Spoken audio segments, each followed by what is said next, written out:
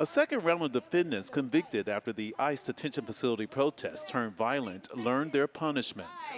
For bravely protesting ICE detention. Outside the federal courthouse in Fort Worth, reaction from the defendants' families, friends, and activists. Any contact. On July 4, 2025, prosecutors say a group gathered outside the Prairie Land ICE Detention Center in Alvarado to protest. The demonstration turned violent, investigators say, during a shootout that left an Alvarado police officer injured.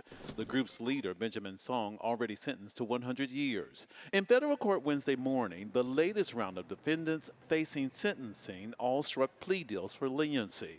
Among them, Inez Soto, who received 50 years, a statement read by his son outside the courthouse. It is up to all of us to push back.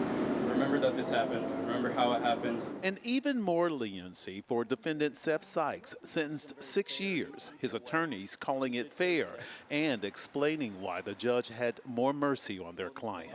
Our client didn't do any damage, but he was there with the group. The judge handed down 22 months to protester Nathan Ballman, whose attorney had his mother and brother testify on his behalf. They basically echoed what Nathan had told the judge, that this was out of character for him. Early on, authorities characterized the seriousness of that night outside the detention facility. This was an egregious attack on federal and local law enforcement officers. More defendants are scheduled for sentencing next week, and lawyers for everyone involved await possible state charges from the Johnson County DA. My guess is that they're going to take some time to digest what happened today. In Fort Worth, I'm Scoop Jefferson.